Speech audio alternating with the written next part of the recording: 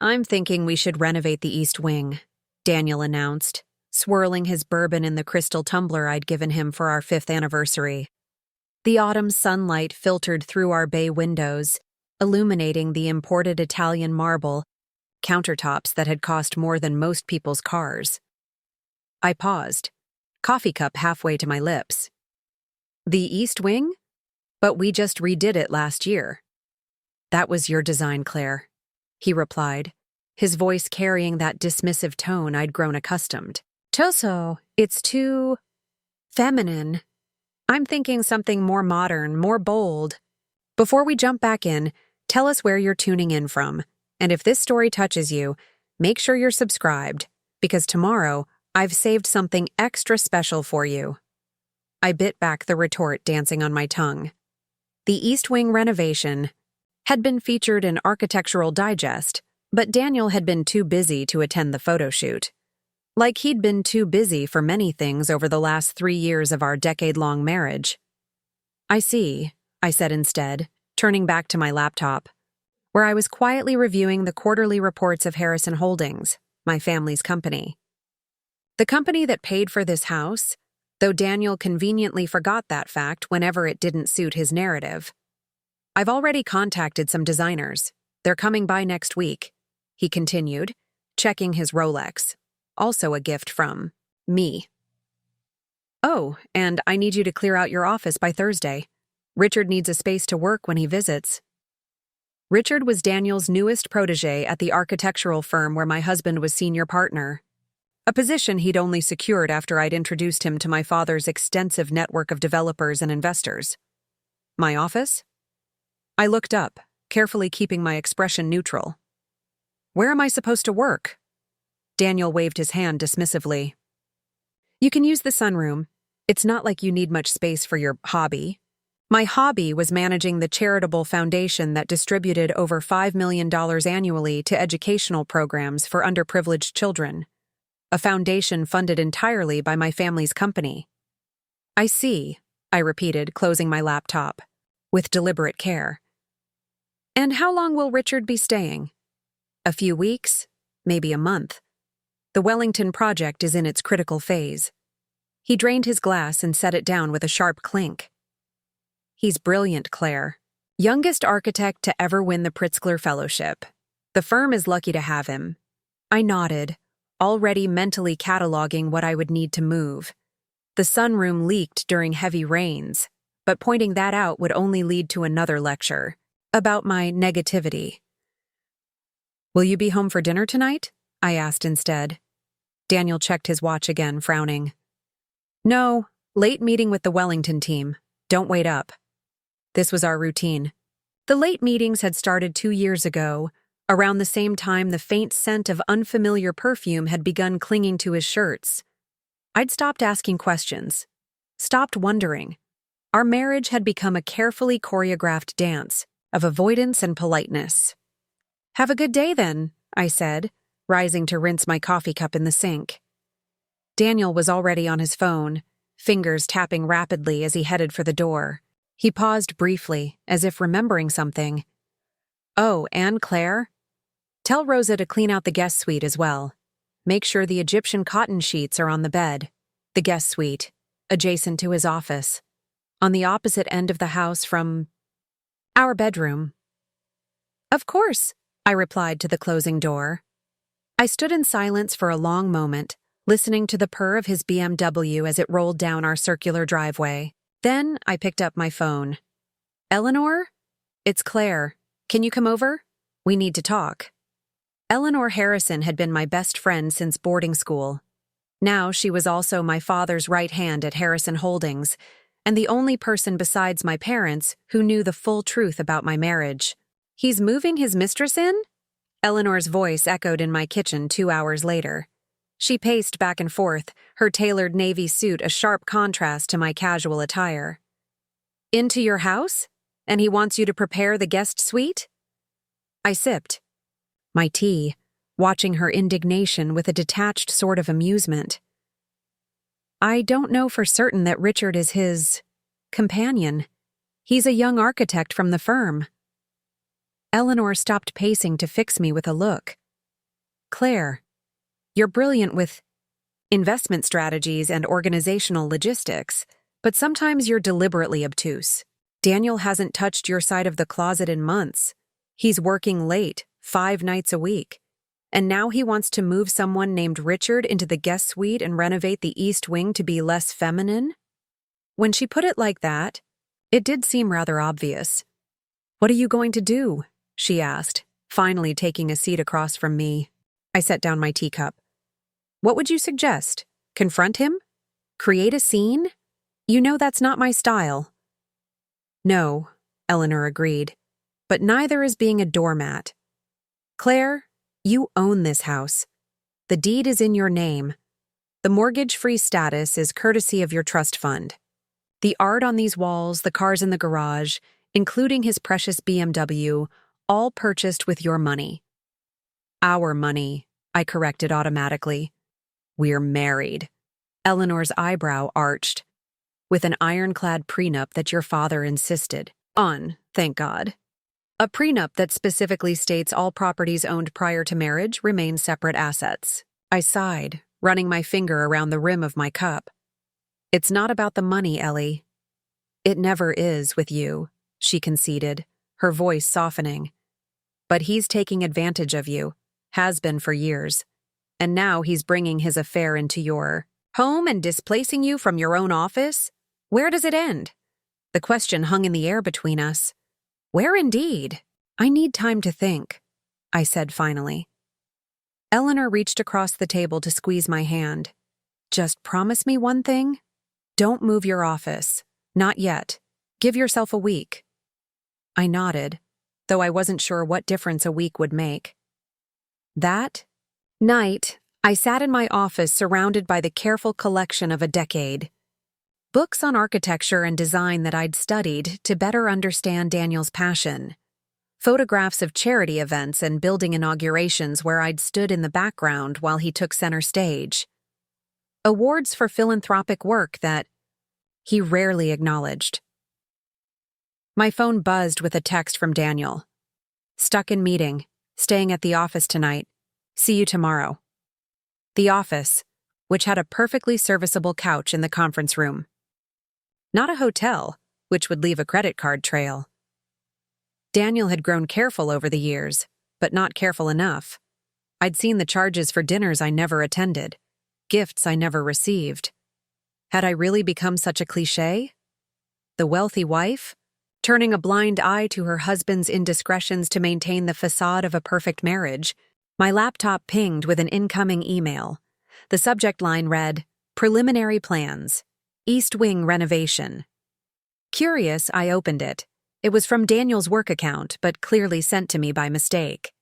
The email contained a series of attachments labeled Wellington Residence, Phase 1, Wellington Residence Master Suite, and Wellington Residence Richard's Office. Wellington Residence. Our home had never been called that. It was Harrison House, named after my family, who had built it 3 generations ago. I clicked on the first attachment. The plans showed a complete gutting of the East Wing, not just redecorating, but structural changes.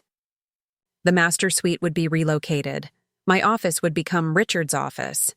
The sunroom wasn't even labeled. With growing disbelief, I opened the other attachments. Each revealed more extensive changes, transforming spaces I'd carefully curated. Over years, at the bottom of the email was a short exchange. "These look great. Claire won't be a problem. She never is." "Daniel, you sure? It's her house after all." "Richard, trust me. She has no idea what's in the deed. By the time she figures it out, it'll be too late." "Daniel, if you say so. Can't wait to make it ours." Richard. My hands were steady as I closed the laptop. Strangely steady, considering the ice-cold rage crystallizing in my chest. So, Daniel thought. I had no idea what was in the deed to my own family home. The home my grandfather had built, that my father had given to me on my 25th birthday. The home that had never, not for one moment, belonged to Daniel Harper. I reached for my phone again. "Eleanor, it's me. I need the Harrison Holdings legal team, tomorrow morning, and I need my father. William Harrison's private office at Harrison Holdings occupied the entire top floor of the building that bore his name. At 73, he still came to work daily, though he'd officially handed the CEO position to Eleanor 5 years earlier. My father had built his empire from the modest real estate company his father had started, expanding into development, technology investments, and hospitality. He looked up from his desk as I entered, his shrewd eyes missing nothing. "Claire," he said, rising to greet me with a kiss on the cheek. "Eleanor said it was urgent." "It is," I replied, taking the seat across from him. Eleanor was already there, along with Jared Mills, the head of Harrison Holdings' legal department. "Before we begin," my father said, settling back in his chair, "I want to know something. Are you finally ready to divorce that parasite you married?" I flinched. My father had never hidden his disapproval of Daniel, though he'd respected my choices, enough to keep it mostly private. "Dad, William," Eleanor cut in smoothly. "Let's hear Claire out first." I nodded gratefully to Eleanor and pulled out my laptop. "I need to show you something." For the next 20 minutes, I walked them through the email, the plans, the exchange between Daniel and Richard. With each revelation, my father's expression darkened. "He plans to renovate your house without consulting you?" he asked, his voice dangerously quiet. "He believes I don't know what's in the deed," I explained. "That somehow he has a claim to Harrison House." Jared Mills adjusted his glasses. "He doesn't. The deed is clear. The property was gifted to you before marriage and protected by your prenuptial agreement. Additionally, all renovations have been paid for through your trust, maintaining the property's status as your separate asset." "Daniel seems to think otherwise," I said. My father leaned forward. "Claire, what exactly do you want to do here?" It was the question I'd been asking myself all night. What did I want? "I want to understand what he's planning," I said slowly. "He's been systematically pushing me out of my own home. First my office, then hinting I should use the sunroom instead. Now these renovation plans that don't even include a space for me." "He's not just having an affair," Eleanor said quietly. "He's trying to take your house." "That's impossible," Jared interjected. "Even if he's somehow contested the deed, which he can't. The prenup is watertight." "Unless," my father said thoughtfully, "he thinks he's found a loophole. Daniel's arrogant, not stupid. He wouldn't try this if he didn't believe he had some angle." I looked at the three of them, my father, my best friend, the lawyer who'd protected our family interests for decades. "I need to know what he's planning," I repeated. "And I need to stop him before he destroys my home." Eleanor exchanged a glance with my father. "We can help with that." My father nodded. "Jared, prepare the legal documents we discussed last year, the ones Claire refused to consider." I frowned. "What documents?" "Just options," my father said mildly, "in case you changed your mind about certain arrangements." Jared nodded and left the room. Eleanor's tablet pinged, and she glanced down at it. "Interesting," she murmured. "Daniel's firm just filed permits for major renovations at Harrison House. They're fast-tracking them through channels that bypass the historical preservation reviews normally required for properties in your neighborhood." "He can't file permits without the owner's consent," I said. Eleanor turned her tablet toward me. "According to this, he has it. There's a document with your signature." My blood ran cold. "That's impossible. I never signed anything." My father's expression was thunderous. "Forgery? Add that to the list, Jared," he called to the lawyer who had just re-entered the room. Jared handed me a folder. "These are the documents you requested last year, Mr. Harrison, and some additional options given the new developments." I opened the folder and scanned the contents. Divorce papers, property protection orders, and something else, a complex series. of documents transferring Harrison House into a family trust with very specific terms. "What is this?" I asked, holding up the trust document. "Insurance," my father replied. "Against exactly this kind of situation." I looked at him questioningly. "You've never wanted to leverage your financial position against Daniel," he explained. "You've insisted on maintaining the fiction that you're equals, despite the fact that his entire career has been built on your connections and your money. I respected that, even when I disagreed. But I also prepared for the day when you might need protection from him." I stared at the documents, a strange calm settling over me. What exactly would this do? It would place Harrison House in a family trust, with you as the primary beneficiary and trustee. Daniel would have no claim to it now or ever. Any attempt to renovate, modify, or even redecorate would require written approval from all trustees, you, me, and Eleanor. "It seems extreme," I said softly. "Is it?" Eleanor asked. "He's forging your signature on permits, Claire. He's planning to move his lover into your home and push you out. What's next?" I thought about the sunroom with its leaking roof, about being relegated to spaces Daniel deemed unimportant, about the systematic erasure of my presence from my own home. "When can this be executed?" I asked. My father's smile was thin. "It already has been. All it needs is your signature. I had it prepared months ago, after Daniel tried to take out a line of credit using the house as collateral." My head snapped. Up. "He did what?" "He was denied, of course," Eleanor said quickly. "The bank contacted us immediately. We handled it quietly." "Why wasn't I told?" I demanded. My father and Eleanor exchanged another look. "You were in Switzerland," my father said, carefully. "At that clinic." The clinic, where I'd spent 6 weeks recovering from what Daniel had characteristically called my latest disappointment, a second miscarriage that had nearly killed me. While I was fighting for my life, my husband had been attempting to leverage my family home for cash. "I see," I said, my voice surprisingly steady. I picked up a pen and signed my name to the trust documents with deliberate care. "What happens now?" "Now," my father said, "we wait and see what Daniel does next. But we'll be ready." The waiting lasted exactly 3 days. I returned home from a foundation meeting to find a fleet of trucks parked in my driveway. Men in coveralls were carrying furniture, my furniture, out of the east wing. I parked my car and walked calmly into the house, ignoring the curious glances from the workers. In the foyer, I found Daniel directing traffic, a tablet in hand. "Claire," he said, clearly surprised to see me. "You're home early." "Evidently," I replied, watching as 2 men struggled to remove the antique desk from my office, my grandmother's desk, passed down through generations of Harrison women.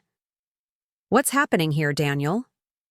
"The renovation," he said smoothly, though I caught the flicker of unease in his eyes. "I told you about it last week." "You mentioned designers coming by," I corrected. "Not a complete gutting of the East Wing. That's my office they're emptying." Daniel's smile didn't reach his eyes. "We discussed this.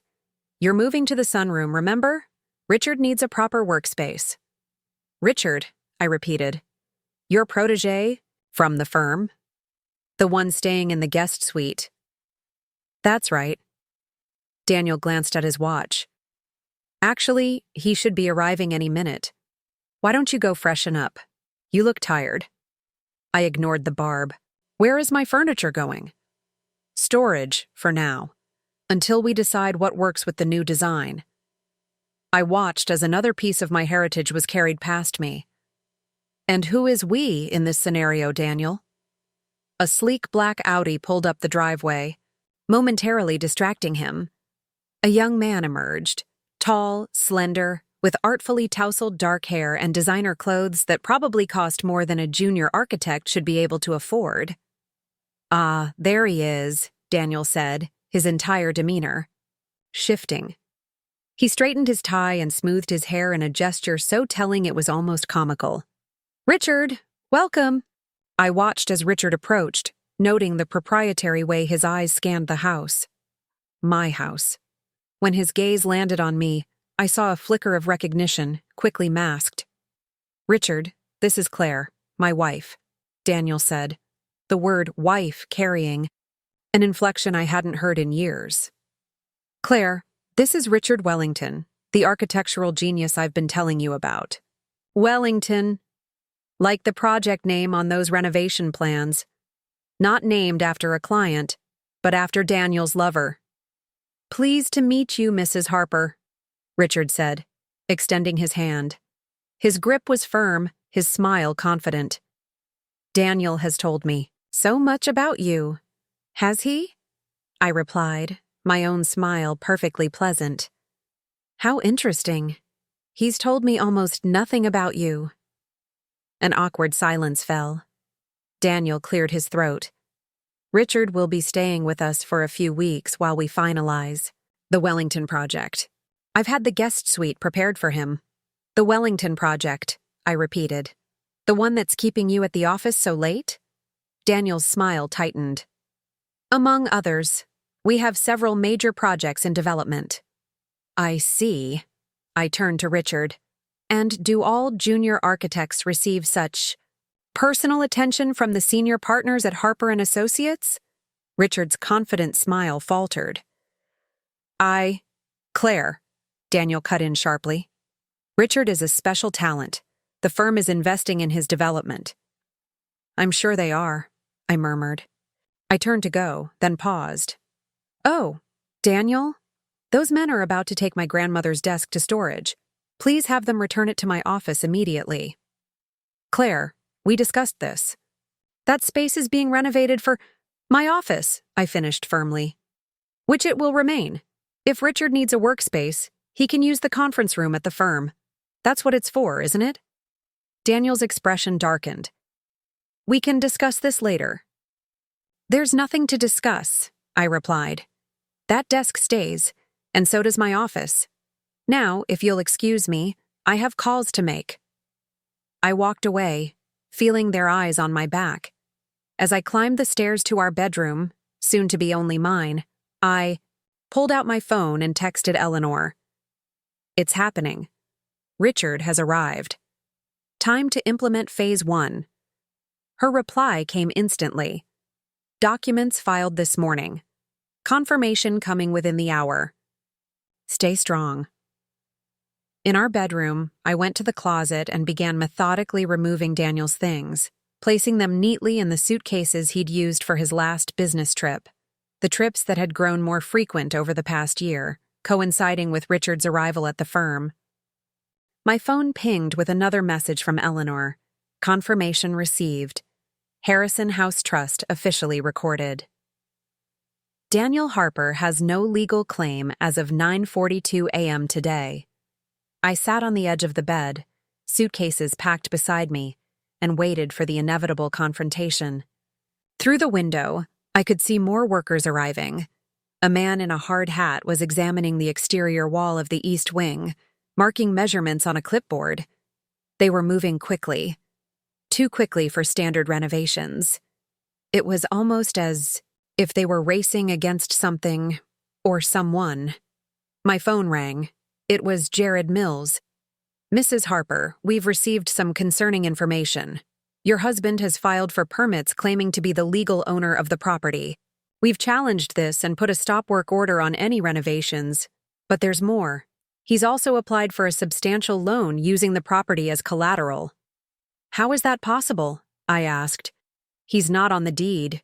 "That's the concerning part," Jared said gravely. "The application includes a deed showing joint ownership, with your signature. The forgery Eleanor had mentioned.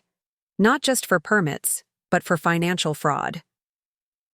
"What do we do?" I asked. "We've already notified the authorities," Jared replied. "But given the circumstances, Mr. Harrison thought you might want to handle this privately, at least initially."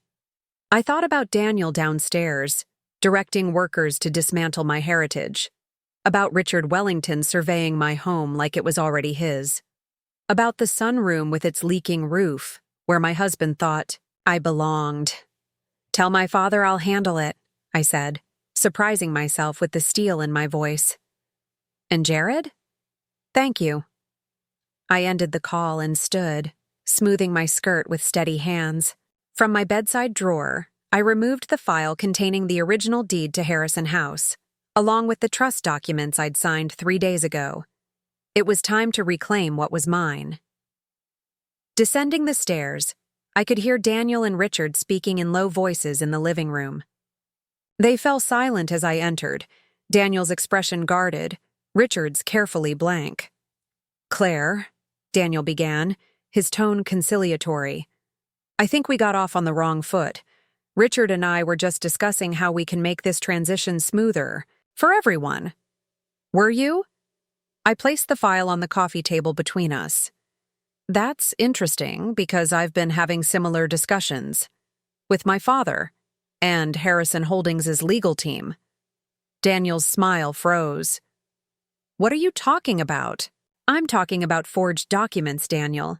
Permit applications, loan applications, a falsified deed showing joint ownership of Harrison House." I opened the file, removing the original deed. "Perhaps you'd like to explain how your name appeared on this document when the only legitimate copy clearly shows sole ownership by Claire Elizabeth Harrison." The color drained from Daniel's face. Richard shifted uncomfortably on the sofa, suddenly very interested in his shoes. "Claire," Daniel said, his voice low and warning. "This isn't the time or place." "It's exactly the time and place," I cut him off. "In my home, which you have systematically attempted to take from me. The home you plan to renovate to accommodate your lover, while relegating me to a leaking sunroom." Richard's head snapped up. "Leaking?" "Oh, yes," I said pleasantly. "Terrible draft, too. Practically unusable during winter. But according to the renovation plans you two devised, that's where I belong.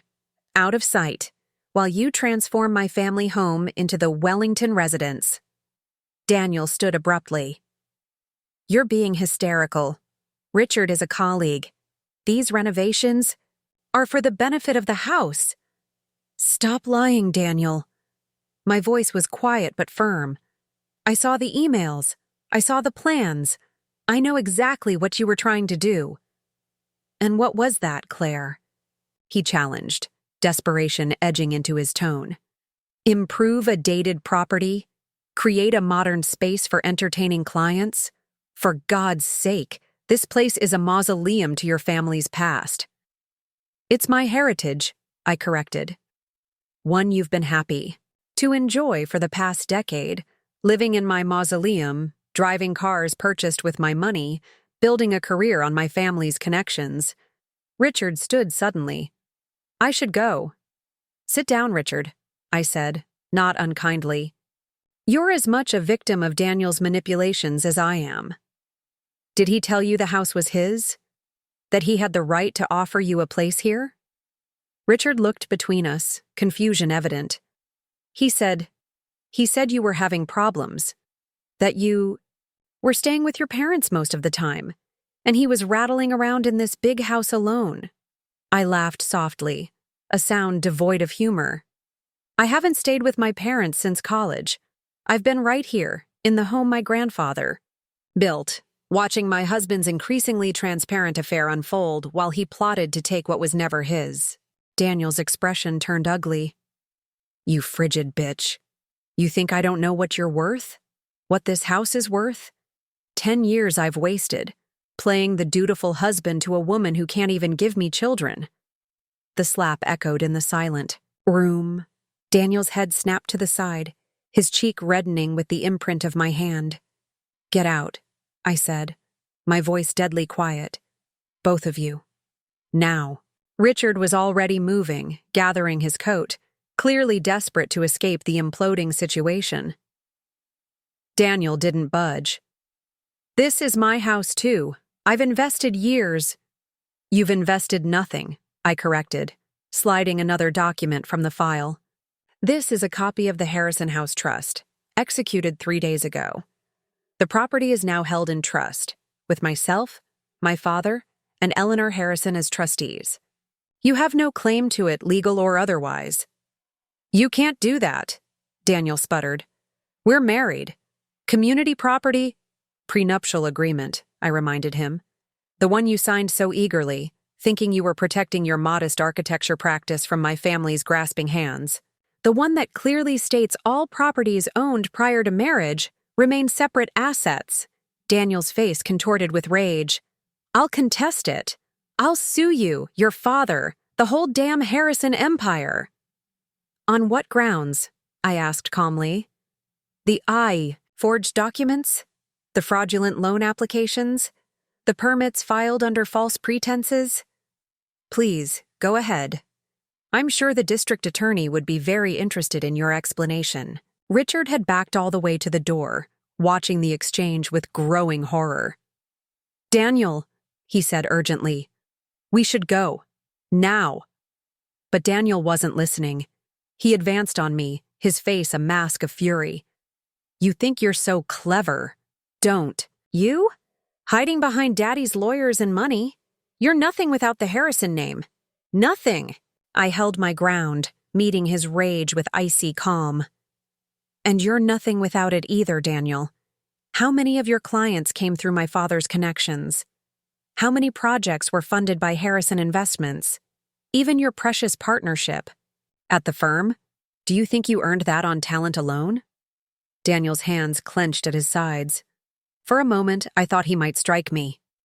Instead, he spun around, grabbing a crystal vase, a wedding gift from my mother, and hurled it against the wall, where it shattered spectacularly. Daniel! Richard gasped, shocked.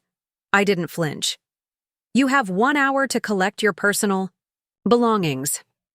After that, security will escort you from the premises. Any items left behind will be delivered to your office. You can't just throw me out. I'm your husband. You stopped being my husband the moment you decided to move your lover into my home, I replied evenly. The divorce papers are in the file, as well. You'll find them quite generous considering the circumstances. Daniel snatched up the file, rifling through it with trembling hands. His face paled as he read the terms. This is nothing. A pittance. It's exactly what you're entitled to under the prenup you signed, I said. Plus a severance payment, if you will, in exchange for a quiet, uncontested divorce with a comprehensive NDA. Fight me on this, Daniel, and you'll get nothing except a very public exposure of your fraud and attempted theft. Richard had edged all the way out into the foyer. I'll wait in the car, he mumbled, practically running for the door. Daniel watched him go, then turned back to me, his anger giving way to calculation. We can work this out, Claire. We've had 10 years together. That counts for something. It counted for everything, I agreed quietly. Until you decided it didn't. 1 hour, Daniel. The clock is ticking. I turned and walked away, leaving him standing amid the shards of crystal and the ruins of the life he'd tried to steal from me. Through the window, I could see Richard pacing beside his Audi, phone pressed to his ear, gesturing frantically. My own phone buzzed with a text from Eleanor. Security team en route. ETA 20 minutes. Are you safe? I typed back. Yes. Daniel is collecting his things. Richard is waiting outside. Keep security discreet until needed. As I watched from my bedroom window, Daniel emerged 45 minutes later, carrying 2 suitcases, the ones I'd already packed for him. He threw them into the trunk of his BMW, exchanged tense words with Richard, then climbed into the driver's seat. Richard hesitated, looking back at the house once more before getting into his own car. The 2 vehicles pulled away, gravel crunching under their tires. The workers had already departed, leaving half-empty moving trucks and partially disassembled furniture in their wake. My phone rang. It was my father. Is it done? He asked without preamble. Yes, I replied, watching the last glimpse of Daniel's car disappear down the winding driveway. He's gone. And the Wellington boy? Richard? Gone too. Though I think he was more deceived than deceiver.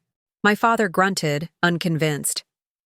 The security team will remain in place for the next 72 hours. Eleanor is handling the legal notifications to Daniel's firm about the fraudulent permits and loan applications. Will charges be filed? I asked, feeling suddenly exhausted now that the confrontation was over. That's up to you, my father said. But Claire, he tried to steal your home, your heritage. That's not something we can simply overlook. I know, I whispered, looking around the bedroom I'd shared with a man who had been plotting to erase me from my own life. I just need time to think. Take all the time you need, my father said, his voice softening. The house is secure. You are secure. Everything else can wait. I ended the call and sank onto the edge of the bed, emotions finally catching up to me, not grief for my marriage. That had been dying by inches for years. Not even anger at Daniel's betrayal. That had been brewing beneath the surface for longer than I cared to admit. No, what I felt was something entirely different. Relief. And beneath that, something I hadn't felt in a very long time. Possibility. I was Claire Elizabeth Harrison, sole owner of Harrison House. And for the first time in 10 years, its future, and mine, belonged entirely to me. Outside, the security team my father had dispatched was taking up discreet positions around the property. Inside, I began the slow process of reclaiming my space, piece by piece, starting with my grandmother's desk, which would be returned to my office where it belonged.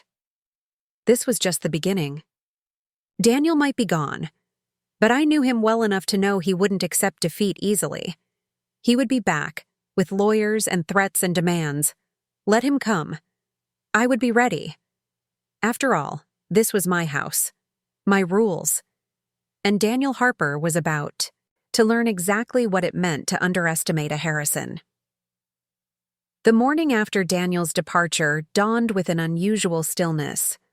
For the first time in years, I woke without the pretense of a functioning marriage hanging over me. No need to prepare Daniel's preferred breakfast. No need to filter my words. No need to make myself smaller to accommodate his ego. I padded downstairs in my robe, noting the empty spaces where the moving crew had begun removing furniture before being halted. The shards of crystal from the vase Daniel had shattered still littered the entryway floor, evidence of his final tantrum. Mrs. Harper? I turned to find Marcus, the head of the security team my father had dispatched, standing respectfully in the doorway. Ms. Harrison, I corrected automatically. It was time I reclaimed my name along with my home. Just Claire is fine, though. He nodded. Ms. Harrison, we've secured the perimeter. My team will maintain shifts for the next 72 hours as directed. I should inform you that Mr. Harper has attempted to return twice during the night. My eyebrows rose. Twice? Yes, ma'am. Once. At approximately 11:30 p.m., and again at 2:15 a.m. Both times he appeared to be under the influence. We denied him entry as instructed. Thank you, Marcus. Did he cause any trouble? Nothing we couldn't handle, Marcus replied with professional detachment. Though he did make certain accusations regarding your mental state. He claimed to be concerned for your welfare. Of course he did. Daniel was nothing if not predictable. When charm failed, he would resort to painting me as unstable or irrational, a tactic he'd employed increasingly over the years. I'm perfectly well, as you can see, I said with a small smile, though I appreciate the concern. Yes, ma'am. Also, a Ms. Eleanor Harrison called to say she'll be arriving at 9 with the restoration team. She asked if you wanted breakfast. Delivered. I glanced at the ornate grandfather clock in the hallway. It was barely 7. Tell her yes, please, and have someone clean up this glass. I retreated to my office, my rightfully reclaimed office, and settled behind my grandmother's desk. The movers had only managed to remove the smaller items before being stopped, but even those absences were keenly felt. I made a mental note to inventory everything that had been taken. My phone buzzed with a text from Eleanor. Incoming. Daniel's lawyer called ours this morning, demanding an emergency hearing for re-entry to his residence. I sighed. Faster than I'd expected, but not surprising. I typed back, "On what grounds?" Her reply came swiftly. Claiming cohabitation establishes joint tenancy regardless of deed, also threatening domestic violence charges for forcible eviction. If he's not allowed back in immediately? I nearly laughed out loud. Daniel claiming domestic violence? The man who had spent years systematically belittling me, who had attempted to relegate me to a leaking sunroom while installing his lover. In our home? What does Jared say? I asked, referring to our family's attorney. That he's grasping at straws. The trust is ironclad. But Daniel's lawyer is making noise about your mental instability and erratic behavior following your medical troubles last year. The miscarriage. He was using my physical and emotional trauma as a weapon. Something cold and hard crystallized in my chest. Tell Jared to release the emails, I replied. Eleanor's response was immediate. Are you sure? Once we go nuclear, there's no going back. I stared at my phone, considering. The emails between Daniel and Richard discussing the renovation plans, and more damningly, their explicit conversations about pushing me out of my own home, would destroy any credibility Daniel might have. They would also expose Richard's role in the scheme, potentially damaging his budding career. Not yet, I amended. Let's see what their next move is. But prepare the evidence package just in case. At precisely 9 o'clock, Eleanor arrived with what she cheerfully called the Restoration team, a small army of interior designers, contractors, and security experts, all discreetly employed by Harrison Holdings. You look better than I expected, she observed, handing me a cappuccino from my favorite cafe as we surveyed the half-dismantled East Wing. I feel better than I expected, I admitted. There's something oddly liberating about finally acknowledging what your marriage has become. Eleanor nodded sagely. Speaking of which, you should know that Daniel has been on quite the smear campaign this morning. He's called 3 board members of your foundation, your doctor, and even attempted to reach your mother in Paris. I nearly choked on my coffee. My mother? What on earth for? Apparently to express grave concerns about your mental health and to suggest that perhaps someone from your family should check on you as you're having another episode. Another episode. As if my grief over losing pregnancies had been some form of mental breakdown, rather than a normal human response to loss. Fortunately, Eleanor continued, your mother immediately called your father, who filled her in. She's cutting her trip short and will be home tomorrow. I hadn't expected that.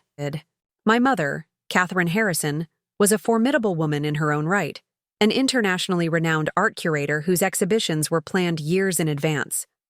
For her to alter her schedule was unprecedented. That's not necessary, I protested. I'm perfectly fine handling this myself. Eleanor gave me a knowing look. It's not about whether you can handle it, Claire. It's about showing a united front, the Harrisons closing ranks. As if summoned by her words, my phone rang with my father's distinctive ringtone. Claire, he began without preamble. Daniel's trying to access the Harrison Holdings accounts. My blood ran cold. What? How? Claiming he has joint authority as your spouse. Tried to withdraw a rather substantial sum from the foundation's operating account. Fortunately, Monica at First Federal recognized the irregularity and contacted me directly. Monica Jensen had been our family's private banker for decades. Another relationship Daniel had attempted to exploit. This is getting out of hand, I murmured, watching as the restoration team began carefully returning displaced furniture to its proper location. What's he trying to accomplish? My guess? He's desperate, my father replied. The man just lost his meal ticket and his facade of success in one fell swoop. He's scrambling. Should we be worried? About the money? No. I've already locked everything down. About Daniel himself? My father paused. Possibly. Desperate men do desperate things, Claire. That security team stays in place until this is resolved. After we hung up, I joined Eleanor in the living room where she was directing the placement of a restored antique settee. Daniel's trying to access the foundation accounts, I informed her quietly. She nodded, unsurprised. I expected as much. That's why I had all the accounts frozen this morning, except for the operational essentials. Nothing will go through without dual authentication from both you and your father. I looked at her with new appreciation. Eleanor had always been efficient, but her foresight in this situation was impressive. Thank you, I said simply. She squeezed my arm. That's what best friends are for. Now, let's talk about the real issue. Daniel still has keys to the house. Marcus changed the locks last night, I assured her. Electronic access? The security system? I hesitated. I don't know if he has the codes. Eleanor was already tapping on her tablet. We'll have the entire system replaced today. No chances. By noon, the house was humming with activity. The restoration team had made significant progress returning the East Wing to its former state. The security system company was installing a state-of-the-art replacement and a discreet forensic accounting. Team was combing through 10 years of financial records, looking for any other irregularities Daniel might have engineered. I was reviewing their preliminary findings in my office when Marcus appeared at the door. Ms. Harrison, Mr. Harper is at the gate again, with his attorney this time. I exchanged a glance with Eleanor, who had been working alongside me. What exactly does he want? He's demanding entry to collect personal property of significant value. His attorney is citing some statute about personal effects.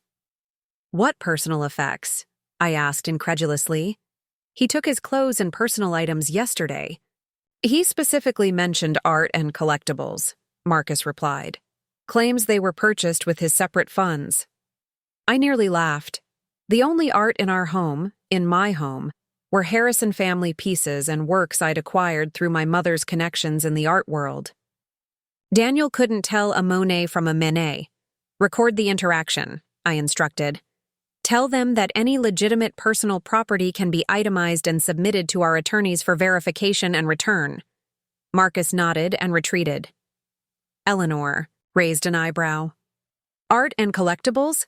She repeated skeptically. He's fishing, I replied, turning back to the financial records. Looking for anything he can claim as his. Well, he's about to be disappointed. These preliminary reports show he hasn't contributed a dime to household expenses in nearly 3 years.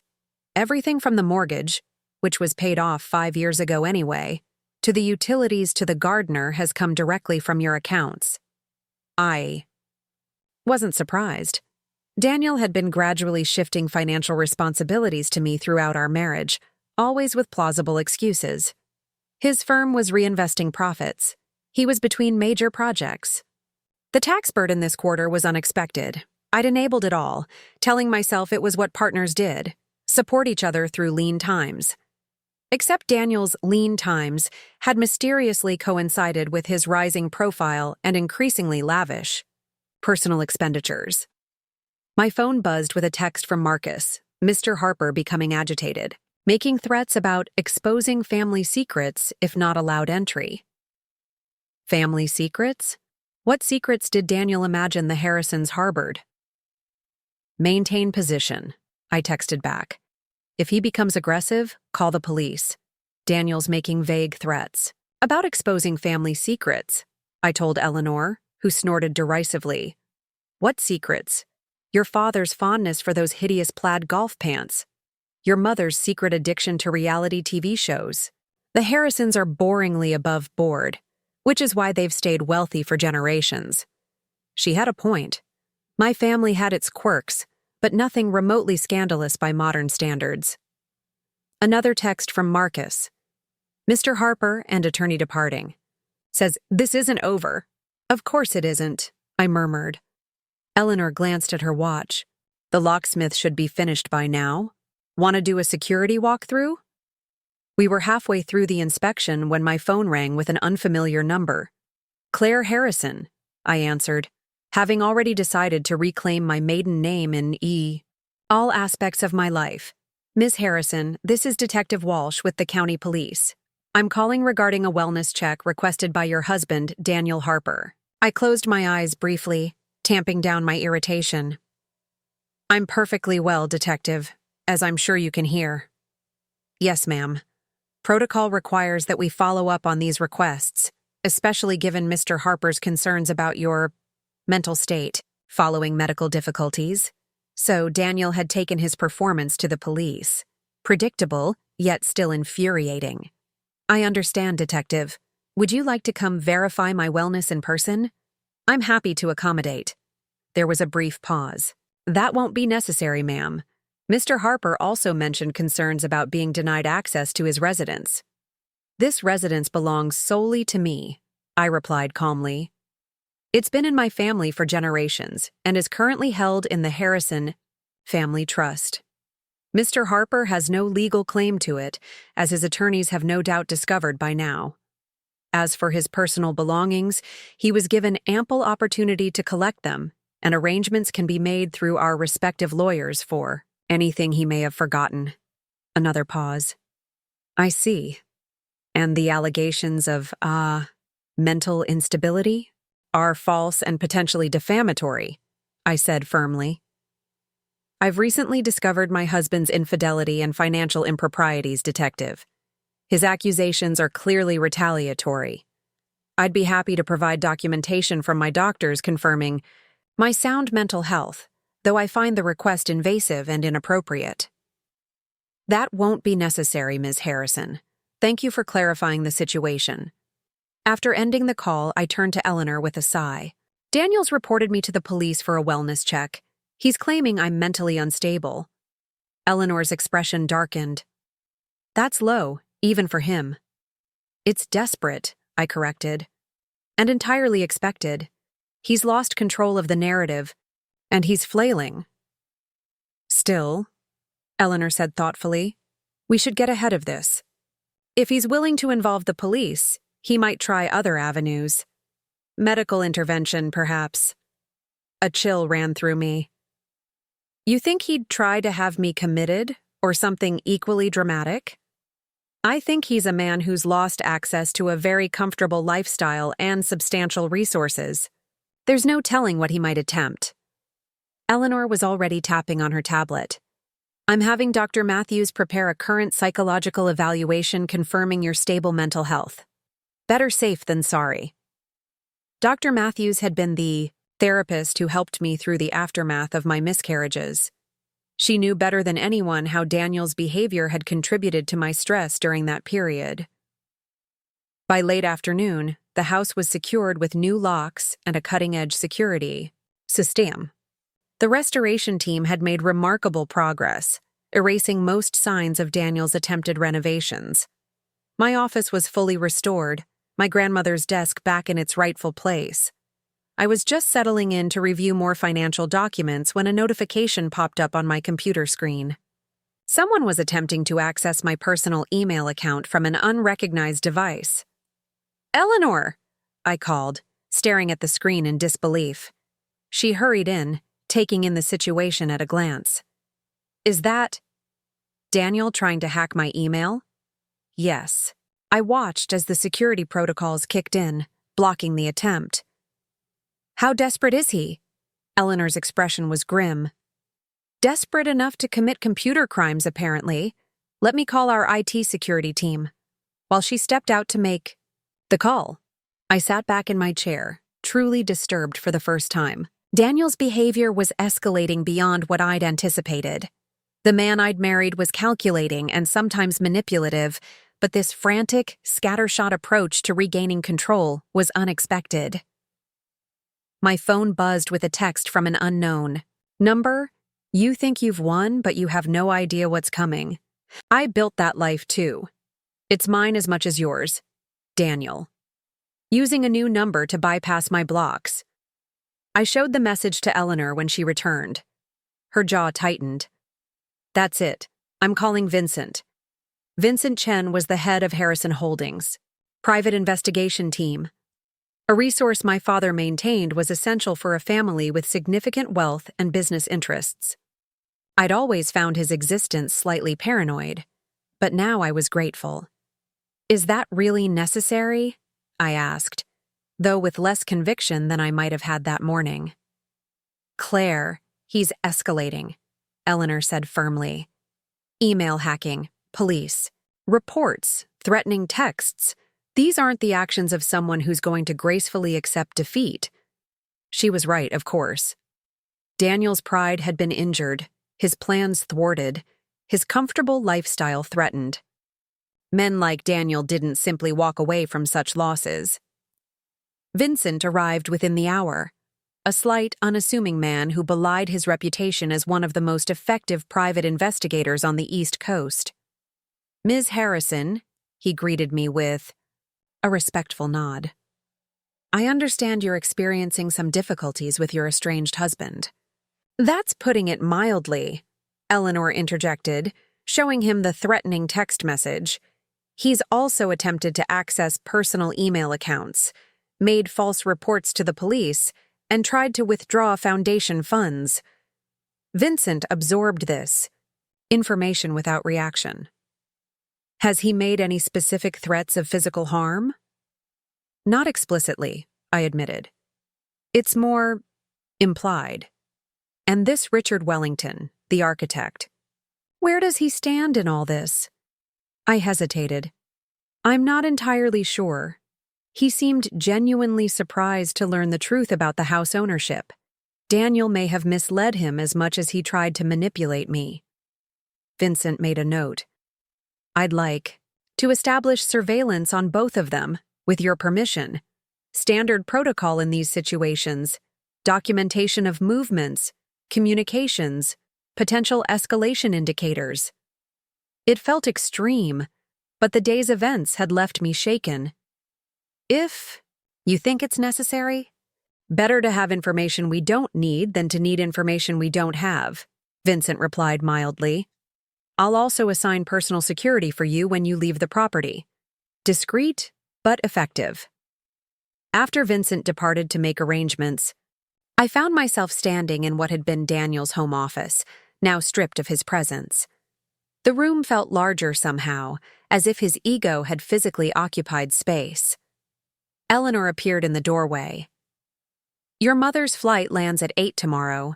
Morning. Your father's sending the car." I nodded absently, running my fingers along the empty bookshelves where Daniel's architectural reference books had been displayed. Books I'd purchased for him over the years, carefully selected to support his career and interests. Had any of it been real? Or had I simply been a convenient stepping stone for his ambitions? "Claire," Eleanor said gently, "you should rest. It's been an overwhelming day." "I can't stop thinking about Richard," I admitted. Was he just a pawn in Daniel's game? Or an active participant? "Does it matter?" Eleanor asked pragmatically. "Either way, he was willing to move into another woman's home, your home, under false pretenses." She had a point. Whether Richard had been fully informed or partially deceived, he'd been willing to participate in the fiction Daniel had created. My phone chimed with an email notification.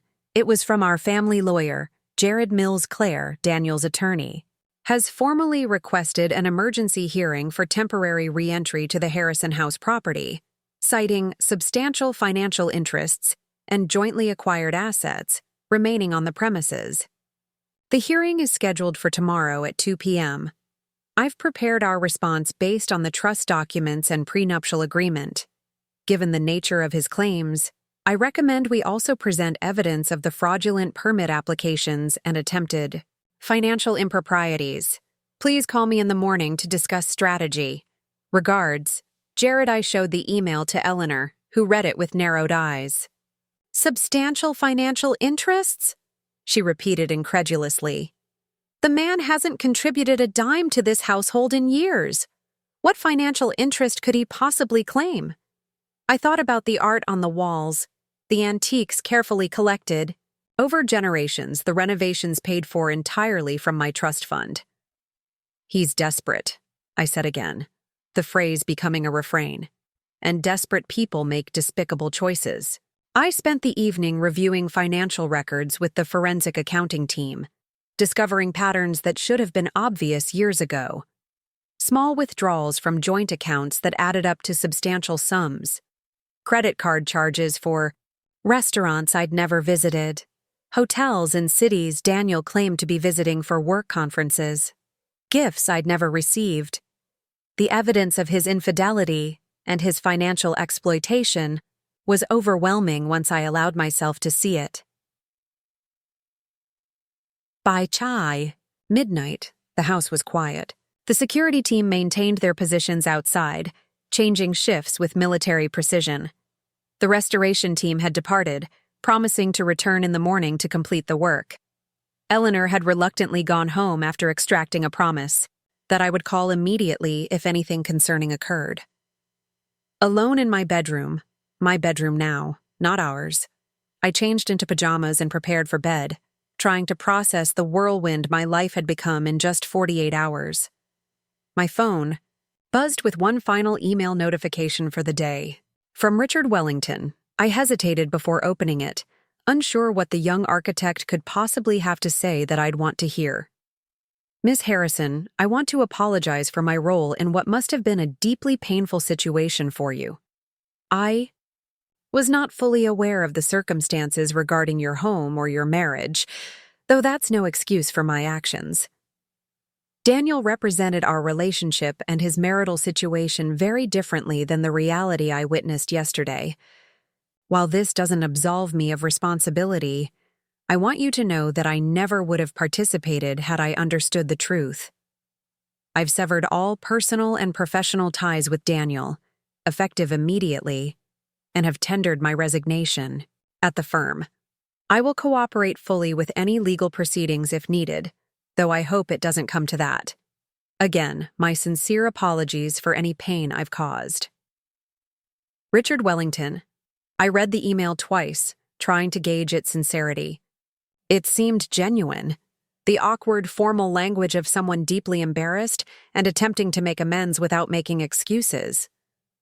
Whether it was true remorse or simply self-preservation in the face of potential professional consequences, I couldn't be sure. But it was something, an acknowledgement of wrongdoing that Daniel would never offer. I didn't reply. There was nothing to say that wouldn't either absolve him too easily or condemn him too harshly. Instead, I forwarded the email to Vincent Chen, adding to the growing documentation of the situation. As I finally lay down to sleep, my phone buzzed one last time. Another text from Daniel's new number. You think this is over because you have Daddy's lawyers and money? Tomorrow everyone will know the truth about perfect Claire Harrison. Sleep well. I stared at the ceiling, wondering what truth Daniel imagined he possessed. Whatever it was, I would face it tomorrow. With my family behind me, with the law on my side, with the truth, the actual truth, as my shield.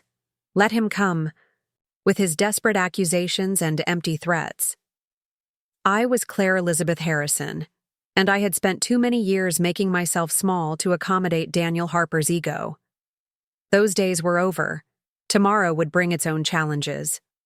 The court, hearing, my mother's return, whatever desperate scheme Daniel was concocting in his wounded pride. But tonight, in this house that was finally indisputably mine alone, I would rest.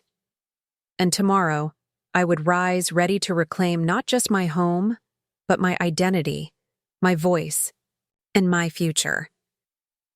Whatever Daniel planned to throw at me, I would be ready.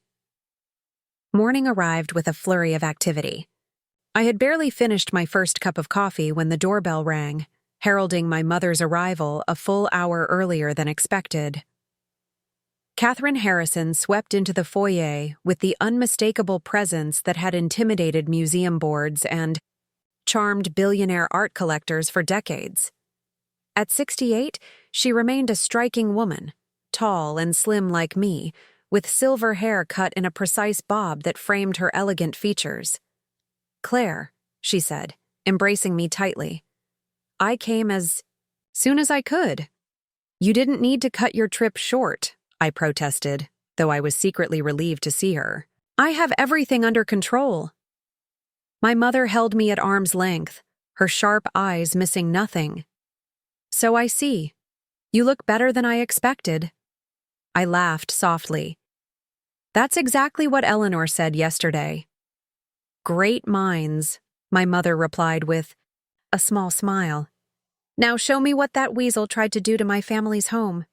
I led her through the house, pointing out where Daniel had begun the renovations and explaining his grand plans to transform Harrison House into the Wellington residence. My mother's expression grew increasingly thunderous.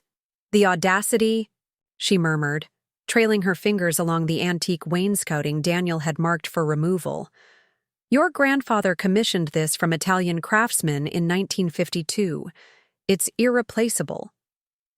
Daniel never cared about the history, I admitted. He called it dated and stuffy, said no one designed homes this way anymore. "No one has the skill or patience anymore," my mother corrected. "That's why these homes are invaluable.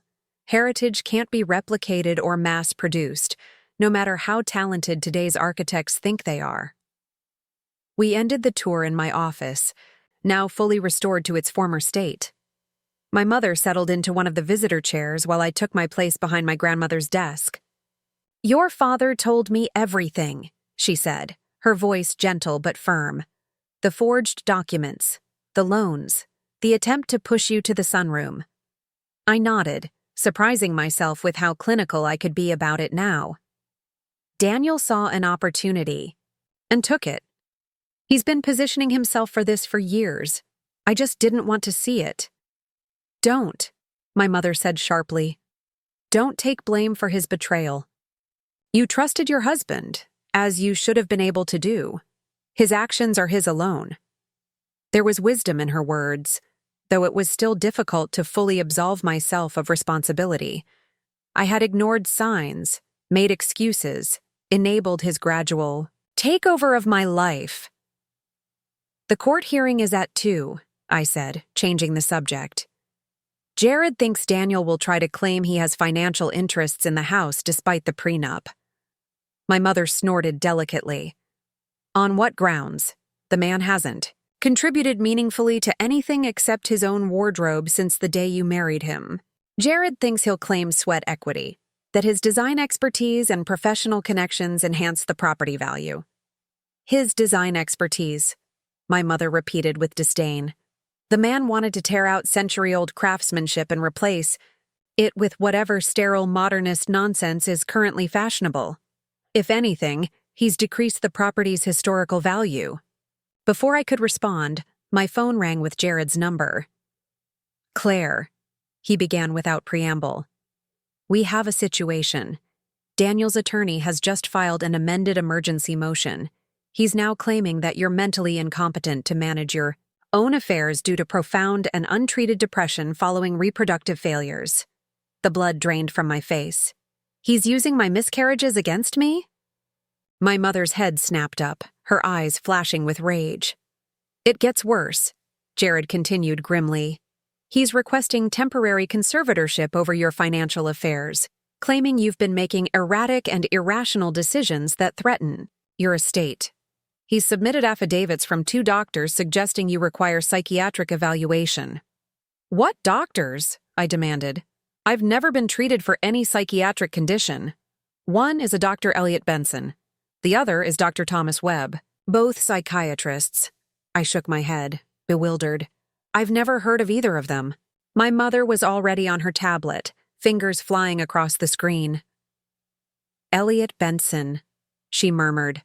"Specializes in reproductive trauma and grief counseling. Thomas Webb. Primarily geriatric psychiatry and competency evaluations." She looked up, eyes narrowed. "Neither has ever treated you." "How could they possibly submit affidavits about my mental state?" I asked, struggling to make sense of this latest attack. "They've phrased them carefully," Jared explained. "Based on case presentation and symptomatology as described by the spouse. Essentially, Daniel has described your supposed symptoms to these doctors, who have then provided hypothetical assessments. That can't be legal, I said. It's certainly unethical, Jared agreed. But in emergency conservatorship hearings, courts sometimes accept preliminary assessments pending full evaluation. Daniel's trying to buy time and gain temporary control. My mother was incandescent with rage. This is beyond despicable even for him. Using Claire's reproductive trauma as a weapon? It gets us in front of a judge today, Jared said pragmatically, which means we can present our evidence of Daniel's forgery and financial improprieties immediately, rather than waiting for a later hearing date. What do we need to do? I asked, forcing myself to focus on solutions rather than the burning betrayal of Daniel using my most painful experiences against me. Dr. Matthews needs to appear in person, Jared replied. Her testimony as your actual treating therapist will carry significant weight. We also need medical records from your gynecologist confirming that your physical recovery was complete and uncomplicated. My mother was already making calls, her voice crisp and authoritative as she arranged for the necessary documentation to be expedited. Claire, Jared continued, his voice gentler, I need to ask you directly. Is there anything in your medical history that Daniel could potentially distort? Any medication, any therapy, any moments of understandable emotional distress that he might twist into something more sinister? I thought carefully. After the second miscarriage, I was prescribed a mild anti-anxiety medication for a few weeks, and I saw Dr. Matthews weekly for several months. But I was never hospitalized for psychiatric reasons, never diagnosed with clinical depression, never considered self-harm. Good. And have you been taking any medication recently? Anything that might show up in a drug test if one were ordered? No, nothing, I assured him. I haven't needed medication in over a year. Excellent. One more thing. Daniel is claiming you've been erratic and paranoid, citing your decision to change the locks and hire security as evidence of deteriorating mental state. I couldn't help the bitter laugh that escaped me. After he tried to move his lover into my home, after he forged my signature on loan documents, after he hacked my email and sent threatening messages, those actions seem perfectly rational to me. To any reasonable person, yes, Jared agreed. But we need to be prepared for him to paint you as overreacting to a simple marital dispute. By noon, my father had arrived, completing the family fortress around me. He embraced me tightly, his familiar cologne bringing unexpected comfort. I've spoken to Judge Carson, he said without preamble. Not about the case specifics, he added quickly, noting Jared's raised eyebrow, but to ensure he's aware of potential ethical concerns regarding the psychiatric affidavits. Julian Carson had been my father's classmate at Yale Law before transitioning to the bench. Their friendship had sparked occasional accusations of influence over the years, though my father had always been scrupulous about maintaining appropriate boundaries. William, my mother cautioned, we need to be careful about any appearance of what, Catherine? My father interrupted. Of protecting our daughter from a predator using the legal system as a weapon? I simply reminded Julian of the Harrison family's long-standing reputation for integrity and Daniel's recent suspicious financial activities. The facts speak for themselves. Eleanor arrived next, carrying a sleek portfolio containing what she called the nuclear option. Complete documentation of Daniel's financial improprieties, communications with Richard about renovating the house, and evidence of his attempts to access Harrison Holdings accounts after being removed from the property. We shouldn't need all of this, Jared cautioned as we reviewed the materials. The conservatorship request is so obviously retaliatory that the judge should dismiss it outright once Dr. Matthews testifies. Better to have it and not need it, Eleanor replied, echoing Vincent Chen's philosophy from the previous day. As we prepared to leave for the courthouse, Vincent himself called with an update that left me momentarily speechless. Daniel spent the night at the Madison Hotel with a woman who was not Richard Wellington, he reported. We have documentation. I put the call on speaker so the others could hear. Not Richard? Who then? Her name is Sophia Verlaine. She's a paralegal at Daniel's law firm's office. Based on our preliminary research, they've been meeting regularly for approximately 4 months. I exchanged incredulous looks with my mother and Eleanor. So Richard wasn't his only companion? Apparently not, Vincent confirmed. We're still gathering information, but it appears Mr. Harper has been quite busy socially while claiming to work late. After ending the call, I sat heavily in my chair. He had multiple affairs going simultaneously, and still had the audacity to try to move one of his lovers into my home. My father's expression was grim. The man has no shame. But this might actually help us today. It further undermines his credibility. The drive to the courthouse was tense. Our small convoy of black town cars drawing curious glances as we pulled up to the entrance. News of the emergency hearing had apparently leaked. Several journalists were gathered on the courthouse steps, though they seemed uncertain who they were looking for. That changed the moment my mother stepped out of the lead car. Catherine Harrison was instantly recognizable from years of society photographs and arts coverage. A ripple of excitement went through the small crowd as cameras began clicking. "Mrs. Harrison! Over here! Catherine! Is it true your daughter's marriage is ending?" My mother ignored them with practiced ease, creating a protective barrier as I emerged behind her. Eleanor flanked my other side while my father and Jared followed closely. Together, we ascended the steps in formation, a united front of Harrison dignity. Inside, we were directed to courtroom C, where Daniel was already waiting with his attorney. A sharply dressed man I recognized as Maxwell Thornton, known for handling high-profile divorces for wealthy clients. Daniel himself looked polished but strained, the confident facade undermined by the tension visible in his jaw and the darkness under his eyes. Our eyes met briefly across the room. His gaze held no warmth, no regret, only calculation and simmering anger. I turned away, focusing instead on arranging my documents on our table. Dr. Matthews arrived moments before the hearing was called to order, slipping into the seat beside me with a reassuring smile. "I brought everything," she whispered, patting her weathered leather briefcase. "Complete treatment records, contemporaneous notes, and my professional assessment of your current mental state." Judge Carson entered, a tall man with silver hair and penetrating blue eyes. He surveyed the courtroom briefly before taking his seat. "We're here on the matter of Harper versus Harrison Harper," he began, reviewing the documents before him. "Mr. Thornton, I understand your client is seeking an emergency temporary conservatorship over Ms. Harrison Harper's financial affairs, citing concerns about her mental competency. Is that correct?"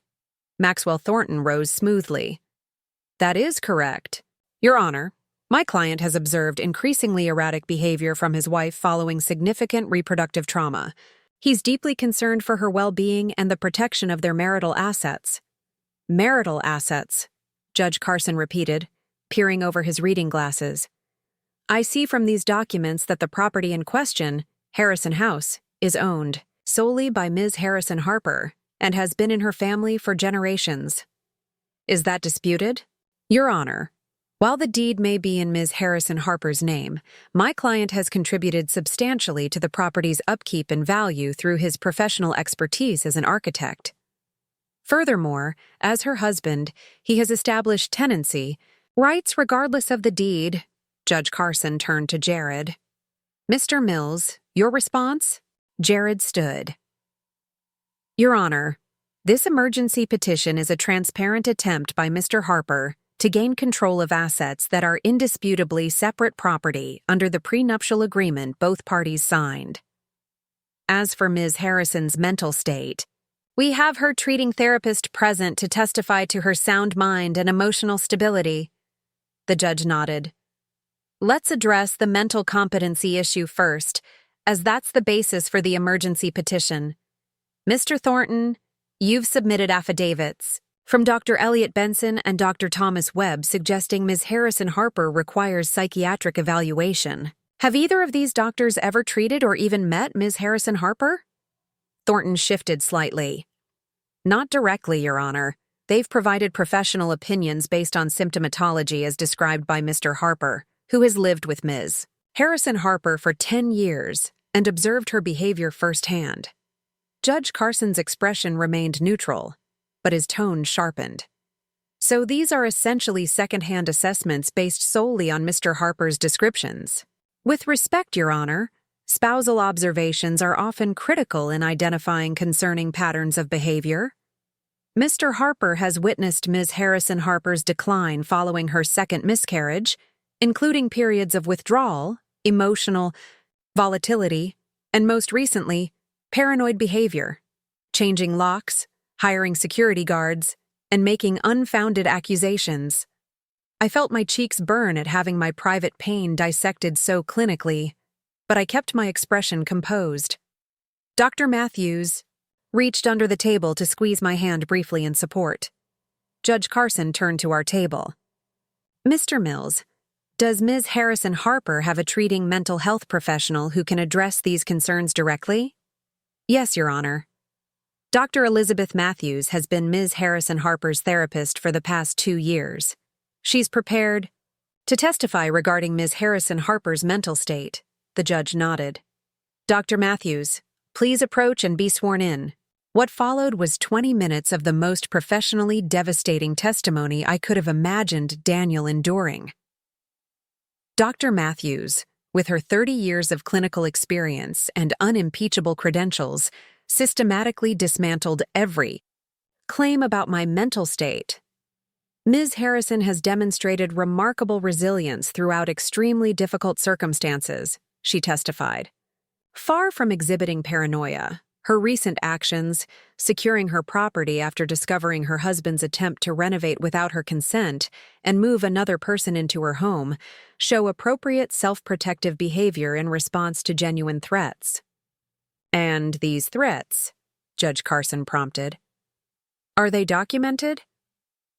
Extensively, Dr. Matthews confirmed. Ms. Harrison has provided me with emails between her husband and his associate discussing plans to redesign her family home without her. Knowledge, forged permit applications, and attempts to access her financial accounts after being removed from the property. Daniel's face had grown increasingly flushed as Dr. Matthews spoke. I could see his fists clenched beneath the table, his lawyer leaning over occasionally to whisper urgently in his ear. Your Honor, Thornton interjected, these alleged threats are simply a husband's attempts to improve a shared residence and access shared resources. Ms. Harrison Harper's interpretation of these actions as threatening further demonstrates her compromised judgment. Judge Carson leveled a measured look at Thornton. Counsel, are you suggesting that applying for construction permits using a forged signature is a normal marital behavior? We dispute the characterization of any signature as forged, Your Honor. Mr. Harper had implied consent as Ms. Harrison Harper's spouse to manage household improvements. I couldn't contain my incredulous scoff, earning a sharp look from Jared. Judge Carson, however, seemed to share my sentiment. Implied consent to forged signatures on official documents? He asked skeptically. That's a novel legal theory, Mr. Thornton. The hearing continued with Thornton attempting to paint Daniel as a concerned husband, while Jared methodically presented evidence of his actual behavior. The forgeries, the unauthorized loan applications, the attempt to transfer my family home into joint ownership without my knowledge or consent. When Jared presented the email exchange between Daniel and Richard discussing plans to renovate Harrison House with no consideration for my wishes or presence, the courtroom grew palpably tense. Claire. Won't be a problem. She never is, Jared read aloud from the email. Trust me, she has no idea what's in the deed. By the time she figures it out, it'll be too late. Daniel shifted uncomfortably in his seat, avoiding eye contact with the judge. His attorney appeared increasingly strained, shuffling papers and whispering urgently to his client. Your Honor, Thornton tried again. These emails are being taken out of context. Mr. Harper was simply trying to shield his wife from the stress of renovation planning given her fragile emotional state. Mr. Thornton, Judge Carson interrupted, his patience visibly waning. I've heard enough about Ms. Harrison Harper's supposedly fragile emotional state. Dr. Matthews has testified convincingly to her client's sound mind and appropriate responses to what appears to be a significant breach of trust. He turned to address both tables. Based on the evidence presented, I'm denying the petition for temporary conservatorship. There is no credible evidence that Ms. Harrison Harper is mentally incompetent or unable to manage her own affairs. Furthermore, I'm granting a temporary restraining order preventing Mr. Harper from entering Harrison House or attempting to access Ms. Harrison Harper's financial accounts pending full divorce proceedings. Daniel surged to his feet. This is absurd. That's my home too. Mr. Harper, Judge Carson warned, control yourself or I'll have you removed.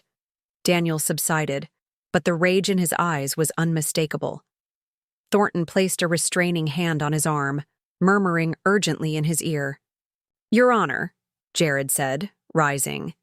Given Mr. Harper's documented attempts to forge Ms. Harrison Harper's signature and access her accounts fraudulently, we request financial monitoring be put in place to prevent further attempts. So ordered, Judge Carson agreed. Mr. Harper is prohibited from representing himself as Ms. Harrison Harper's agent in any financial or legal capacity.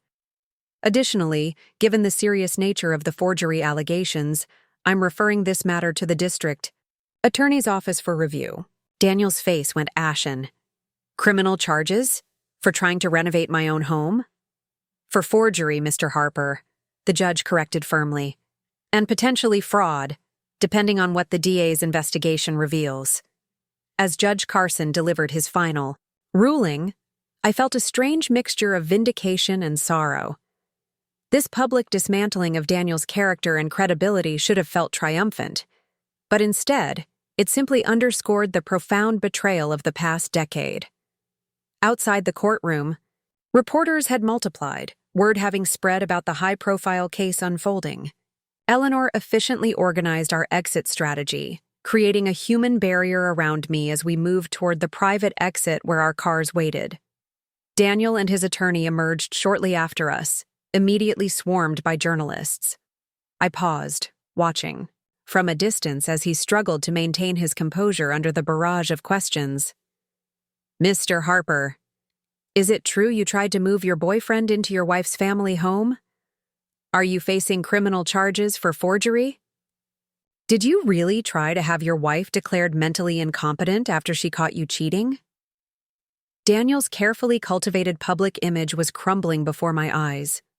The polished, successful architect, the charming society husband, replaced by a desperate man caught in his own web of lies. As if sensing my gaze, he looked up, our eyes meeting across the courthouse lobby. For a brief moment, I glimpsed something like realization in his expression, an understanding of exactly how thoroughly he had destroyed everything we might have been. Then, his attorney pulled him away, hustling him toward a side exit to escape the media frenzy. Claire, my father said gently, touching my elbow, let's go home. Home. Harrison House. My house. Secured once more against Daniel's machinations. As our car pulled away from the courthouse, my phone buzzed with a text message from an unknown number, not Daniel's this time, but Richard's. I saw the news. I'm so sorry. For whatever it's worth, he lied to me too. If there's anything I can do to help make this right, please let me know. I showed the message to Eleanor, who raised an eyebrow. Interesting. He seems genuinely remorseful. Or genuinely concerned about his professional reputation, I countered, though without much conviction. Richard had seemed truly shocked by Daniel's deception. Perhaps both, my mother suggested from the front seat. People are rarely one-dimensional in their motivations. My father was less philosophical. The young man participated in an attempt to defraud you, knowingly or not. I wouldn't be too quick to absolve him. I stared out the window, watching the familiar landmarks of the city pass by as we headed back to Harrison House. The morning's anxiety had given way to exhaustion, the adrenaline of the hearing finally fading. "What happens now?" I asked, addressing the question to everyone and no one. Jared, riding in our car, answered practically. "Now we proceed with the divorce. Today's hearing was just the beginning. There will be financial disclosures, possibly depositions, settlement negotiations, or trial if necessary." "And the potential criminal charges?" my mother inquired. "That's up to the DA's office," Jared replied. "The judge's referral gives them a starting point, but they'll conduct their own investigation. Forgery of official documents is a serious offense, particularly when done for financial gain. Will I need to testify?" The thought of reliving this humiliation in a criminal court was almost too much to contemplate. "Possibly," Jared admitted, "though there may be enough documentary evidence to proceed without extensive testimony." My father's phone rang, interrupting the conversation. He answered, listened briefly, then turned to me with a grave expression. "That was Vincent. Daniel just tried to access your office at the Harrison Foundation. When denied entry, he became belligerent, claiming he's on the board of directors and demanding financial records." I shook my head in disbelief. "He's never been on the board. He's attended events as my husband, but he has no official role. Vincent has already notified building security. They're escorting him out now." It seemed Daniel was determined to burn every bridge, to exhaust every possible avenue of attack.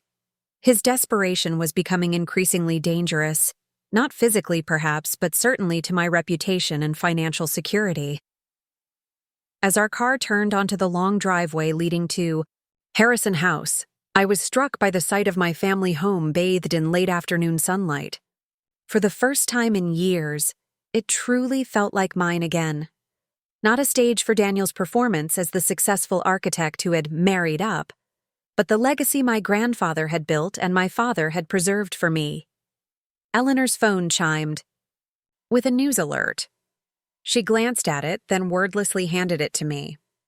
The headline read, "Architect Daniel Harper accused of forgery and fraud in bitter divorce battle with Harrison heiress." Below was a photograph of Daniel leaving the courthouse, his expression thunderous, his attorney attempting to shield him from cameras. The story outlined the day's court proceedings in surprising detail, suggesting someone had leaked information to the press. "This wasn't us," my father said firmly, reading over my shoulder. "The Harrisons don't fight our battles in the court of public opinion." "Perhaps not," my mother mused. "But neither should we be concerned about Daniel's reputation suffering the natural consequences of his actions." As we pulled up to the house, I noticed an unfamiliar car parked near the security checkpoint, a modest sedan rather than the luxury vehicles Daniel preferred. Marcus approached as we exited our car. "Ms. Harrison, there's someone asking to speak with you." He was quite insistent, though he respected the security protocols and agreed to wait outside the property line. "Who is it?" I asked, though I already suspected the answer. "A Mr. Richard Wellington. He says it's important." 4 sets of questioning eyes turned to me, my parents, Eleanor, and Jared, all waiting to see how I would respond to this unexpected development. What could he possibly want? My father asked, skepticism evident in his tone. I thought about Richard's text message, his apparent remorse, the shock on his face when he'd learned the truth about Harrison House. "I suppose there's only one way to find out," I said, making my decision. "Tell him I'll speak with him, but here, on my terms, and with security present. Whatever Richard Wellington wanted, whatever new complication he might represent in this unfolding drama, I would face it as I had faced everything else these past few days, with clarity, with dignity, and with the full force of the Harrison legacy behind me. After all, I was no longer Daniel Harper's accommodating wife. I was Claire Elizabeth Harrison, and in my house, on my terms, I would hear what this young man had to say. Richard stood awkwardly in the formal living room of Harrison House, his demeanor worlds away from the confident architect who had arrived. with Daniel days earlier. "I brought these," he said, extending a USB drive. "All the communications between Daniel and me about the renovation plans, and evidence that he falsified firm records to fund our relationship." The revelations were stunning. Daniel had been embezzling from his own architecture firm, misappropriating client funds, manipulating project budgets, all to maintain his facade of success and support his multiple affairs. Richard had discovered the discrepancies while working on the Wellington project. "Why help me?" I asked. "Because I was used to," he replied simply. "Daniel promised me partnership, professional recognition, and yes, a relationship. All built on lies. The evidence Richard provided led to criminal charges against Daniel for fraud, embezzlement, and forgery. His firm dissolved under the scandal. Meanwhile, I rebuilt my life, reclaiming not just my home but my voice and purpose.